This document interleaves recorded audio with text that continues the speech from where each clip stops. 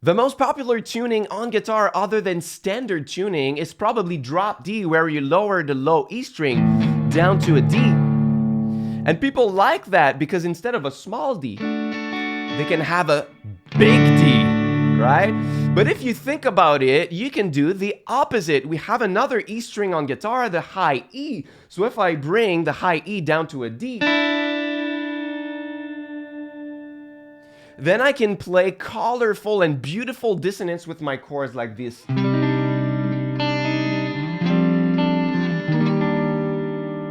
And that's what I'm gonna show you in this lesson. All right, so once your guitar is tuned to E, A, D, G, B, D on the high string, you are ready to go. So what we're gonna do is that we are going to pick chords that we already know, but we are going to leave the first string open so that that D notes drones through all the chords and adds a certain color and dissonance to the chords, right? So if I pick the key of G major, for example, then it's gonna be the fifth, so G is my root, and the D is the fifth of the key, right?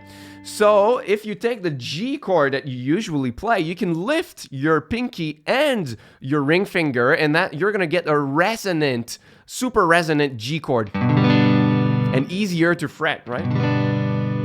In the key of G major, we have G, A minor, B minor, C, D, E minor, and F sharp diminished, or minor 7 flat 5 if you're playing a 4-note structure. So we've got this one, then we've got A minor.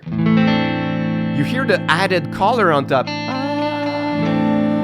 Beautiful. Then we've got B minor, and don't play it as a bar, right? You have to let the first string resonate. This one sounds plain. I'm gonna come back to it later. C, beautiful. D, and you lift, right, the middle finger. Sounds plain too, I'm gonna come back to it. E minor, and then F sharp, diminished, or minor 7 flat 5. And come back to G, right? So the two plain chords that we have, it's because we are doubling the same exact note, right? The note on the second string and the first is the same note. So what I can do is to change the fretted note on the second string to another note of my key. For example, on the 5th fret, that's gonna be an E. So my B chord is gonna be like this. Beautiful. And then for the D chord, it's even worse. It's like super empty, right? So what I can do is take the C chord that was preceding it, slide it 2 frets higher, and once again change the same doubled note to a high E like this. I love it. It's so beautiful. So now our set of chords are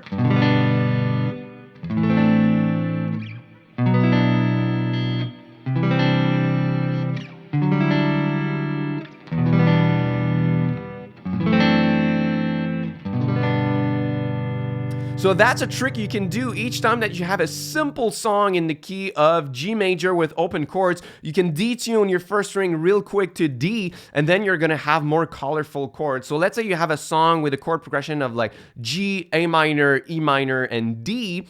It's gonna sound plain if you just do like...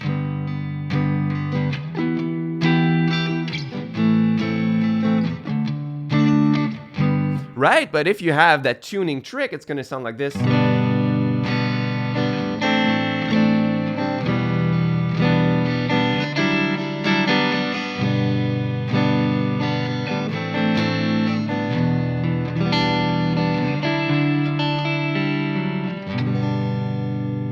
Really, really nice. And even in that key, we could leave the first string open, but also the third string open, which is already a G, right? So that would be the root and 5th of our key open at all times. And the best chord shape to let those two resonate all the time are spread triads like this, because we play on the strings 5, 4, and 2.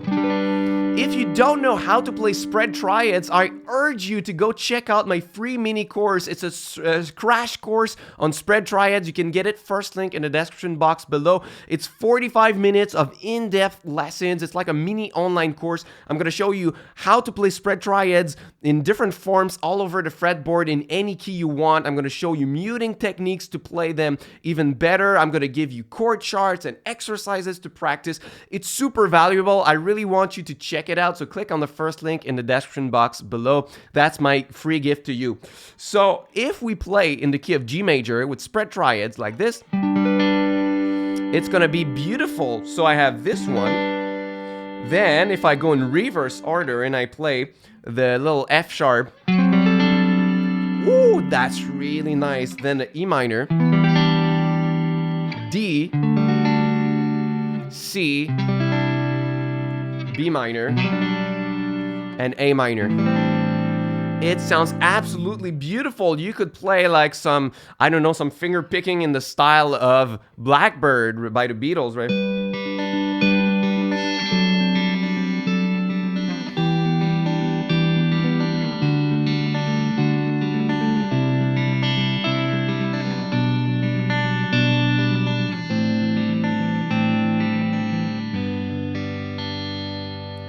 Really nice. And then the next question is, can we play that only in the key of G major? Of course not. You have many other options. So if I said the first open D is the fifth of my key, it could have a different function. Instead, if I want the first open to be the major third of my key, then I need to find what D is the major third of what, right? So D is the major third of B flat. So I could play in the key of B flat major, and that would create all sorts of new things, new dissonance. So if I use the same principle of leaving the first D and G open with spread triad, but this time in the key of B flat major, that's going to be different because now, like I said, it's the open first is the major third, and the open third is going to be the major sixth. So that's going to add even more color to it, right? So in the key of B flat, we have B flat, C minor, D minor, E flat, F, G minor, and A diminished or minor 7 flat 5. So with the open, that's going to sound like this. Oh, wow. So you hear the dissonance between. Here, it's absolutely beautiful.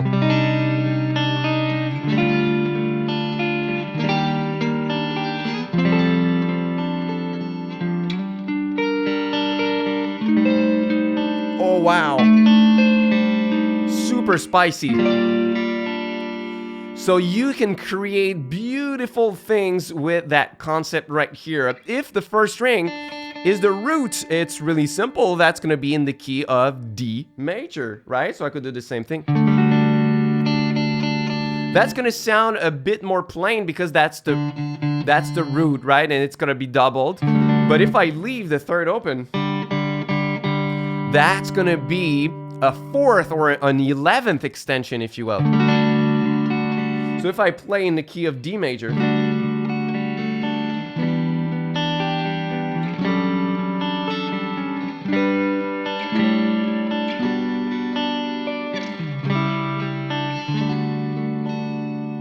what about minor keys? Can we play in minor keys? Yes, you could take all three keys that I've just showed you and go to their relative minor keys.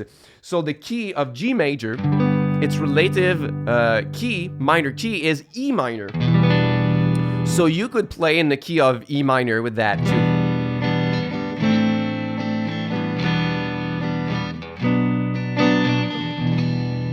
The relative key of B flat is G minor.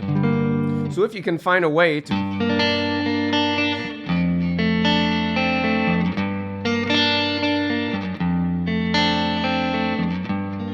could play in the key of G minor, and the relative minor of the D major key is B minor. So once again,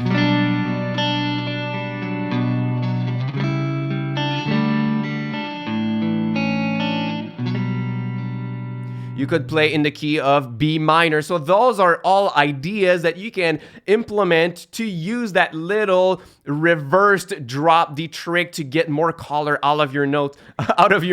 And if you want to know more about spread triad chords and everything I've played here at the end of this lesson, go check out my free mini course. It's super valuable. You're gonna get a lot of stuff for free: exercises, chord charts, video lessons.